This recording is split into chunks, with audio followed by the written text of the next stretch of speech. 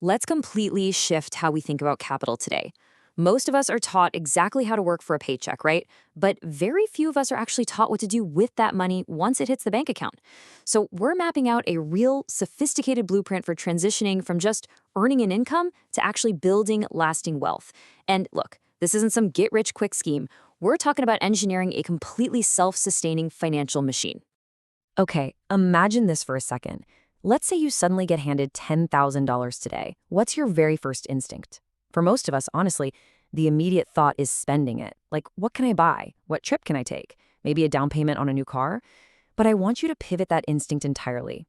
Ask yourself, what if your first goal wasn't to spend that money, but to actually make it useful? What if you looked at that 10 grand not as a luxury ticket, but as raw materials? Making that mental shift from being just a consumer to a strategic allocator of capital, that's the literal threshold you have to cross to start building real wealth. So here's the complete architecture of wealth generation, broken down into 6 simple steps. We've got earn, keep, invest, reinvest, compound, and grow. You see, wealth isn't a lottery ticket. It's a highly mechanical process built through relentless discipline, mastering one step before you move on to the next. Because think about it, if you can earn but you can't keep it, the whole system breaks. And if you invest but never reinvest, well, your engine just stalls out. To bring this abstract system down to earth, let's track the journey of a fictional character we'll call Alex. Look at how Alex's financial ecosystem evolves over a decade. Notice how day one isn't about buying flashy tech stocks. It's just about investing in education. Year one, that's about wiping out debt. It's actually not until year 3 that Alex even buys a diversified ETF, and year 5 is when the automated reinvestment really kicks in. True wealth is built incrementally. Each small, deliberate step is a building block that perfectly sets up the next one. Let's dive right into the first pillar, earn. Obviously, before you can deploy capital, you have to actually generate it. And as our source material points out, the absolute best place to invest when you're first starting out is always in yourself. Alex totally gets this and practices something called skill stacking. Instead of trying to be the absolute #1 best at a single thing, Alex combines adjacent skills. Think like core professional expertise paired up with a brand new communication or technical skill.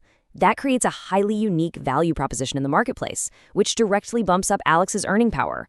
Think of your income as the shovel you use to dig for wealth. Investing in your education, it just gives you a much bigger shovel. Moving on to step 2, which is keep. Now, this is where things get super psychological. Like behavioral finance expert Morgan Housel points out, getting money and keeping money are 2 completely different skills. Getting it requires taking risks, being optimistic, putting yourself out there. But keeping it, that requires the exact opposite. It takes humility, a good dose of caution, and the sheer discipline to avoid lifestyle creep. Alex quickly realizes that pulling in a higher salary means literally nothing if expenses are rising at the exact same rate. At the end of the day, the amount of money you actually keep is the only metric that really matters. And the whole behavioral challenge is perfectly captured right here. Everything has a price, but not all prices appear on labels. Sure, the price of a new car is right there on the sticker, but the price of long-term financial stability? That's hidden. That hidden price is the sacrifice of immediate gratification. It's the willingness to endure a little bit of awkward social friction when you decide not to upgrade your lifestyle just to match your friends. Alex decides to pay that hidden, invisible price today, basically to buy future freedom. Which brings us to one of the absolutely most powerful concepts in modern finance. Savings is the gap between your ego and your income. True wealth is essentially what you do not see. It's the cars you didn't buy, the luxury upgrades you skipped, the visible status symbols you totally ignored. For Alex, realizing that raising personal humility is usually way faster and way more effective than relentlessly trying to raise income is a total game changer. By keeping the ego in check, Alex creates this massive gap between income and expenses, leaving behind cold, hard capital. All right, step 3, invest. So, Alex has checked the ego, boosted the income, and is now sitting on a nice pile of saved capital. But listen, if that capital just sits there in a zero-interest checking account, it's slowly bleeding out to inflation. That money can't just sit idle. It has to be deployed into productive assets. This is that huge transition from working for your money to actually forcing your money to work for you. It's about buying tiny fractions of global productivity and letting the broader economy do the heavy lifting for you. So where does that capital actually go? If we do a quick survey of the investment landscape, a few paths open up. You've got bonds for your lower risk fixed income and individual stocks for growth. But for really broad, diversified exposure, Alex looks heavily at ETFs, exchange-traded funds, which basically basket hundreds of companies together into one trade. Also on the radar are REITs, or real estate investment trusts. By law, these must pay out at least 90% of their taxable income as dividends to shareholders, so it's an incredibly powerful way to generate real estate income without ever dealing with a leaky roof or buying a physical property. Now, when Alex is evaluating these dividend-paying assets, there's a specific analytical framework that comes into play. The dividend yield is a great quick snapshot, but watch out, because a yield that looks suspiciously high is often a yield trap, which usually means the stock price has just absolutely tanked. That's exactly why Alex cross-references it with the payout ratio to see if the company can actually afford that dividend and the dividend growth rate to make sure the payout is beating inflation. Over time, that yield on cost metric shows you how a growing dividend can turn a really modest initial investment into an absolute cash-flowing powerhouse. To dodge those yield traps altogether, Alex adopts a strict quality-first mindset, homing in on a very specific tier of companies known as dividend aristocrats and dividend kings. We're talking massive, incredibly resilient companies here. Think Johnson & Johnson, Procter & Gamble, or Coca-Cola. These guys haven't just paid dividends. They have consecutively increased their payouts every single year for 25 to 50 plus years. Through recessions, pandemics, market crashes, they just kept raising them. For Alex, anchoring a portfolio with that level of institutional resilience is absolutely crucial for long-term stability. Okay, we are now at step 4, which is reinvest. And this is the critical pivot point of the entire system. Think about it. If Alex buys quality assets but then just takes those cash dividends and blows them on coffee or new shoes, you're only getting simple interest. The portfolio will grow, sure, but just linearly. To build a true wealth-generating machine, Alex needs a way to seamlessly cycle that cash right back into the engine. Reinvestment is the literal spark that ignites the explosive mathematical power of wealth creation. And here is the exact mechanism Alex uses to pull that off. It's called DRIP, a dividend reinvestment plan.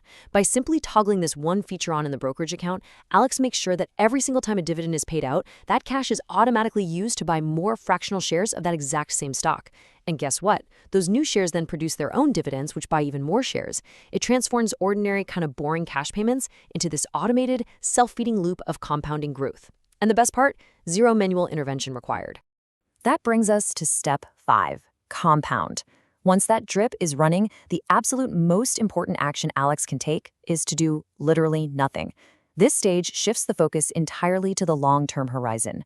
As our sources emphasize, good investing is not about chasing the highest one-off returns. It's about earning pretty good returns that you can actually stick with for the longest possible time. Compounding demands endurance. It requires the emotional regulation to just sit on your hands during market panics and let time do the heavy lifting. To really grasp why that endurance matters so much, let's look at the math. Say we have an original investment of $10,000, growing at a moderate 4% yield over 30 years. If Alex takes those dividends as cash, the total value rests at $22,000. Not terrible, but if Alex utilizes a drip and reinvests those dividends, the total rockets up to over $32,000. That is a massive difference, and it's generated entirely by the invisible mechanics of compounding. The longer you stay invested, the steeper that growth curve becomes. Now, beneath all this growth is a pretty complex mathematical reality. Wealth compounding across time, factoring in those ongoing monthly contributions. It looks intimidating written out like this, I know, but honestly, it just represents a few basic things. Your initial principal, your rate of return, the absolutely crucial element of time, and your disciplined monthly additions. You really don't need to be a math genius to make this work. You just need to align your capital with time and consistency. Which leads us perfectly to our final step, grow. This is where all of Alex's disciplined choices, earning more, keeping the ego in check, investing in quality assets, and ruthlessly reinvesting those dividends, where they finally culminate into a self-sustaining financial ecosystem. Eventually, the income generated by the portfolio itself begins to rival and then actually surpass the income generated by Alex's day job. True wealth is achieved when the system you built starts running entirely under its own power. But why go through all of this effort in the first place? It all ties back to the ultimate human goal. Money's greatest intrinsic value isn't about buying luxury goods. Its greatest value is giving you absolute control over your own time. We're talking about independence, autonomy, and the unparalleled flexibility to just wait for the right opportunities in life. Whether that's a massive career change, a creative passion project, or honestly, just enjoying some peace of mind on a beach somewhere. That, right there, is the true definition of wealth. Take a second to really absorb this final thought. The goal isn't simply to make more money.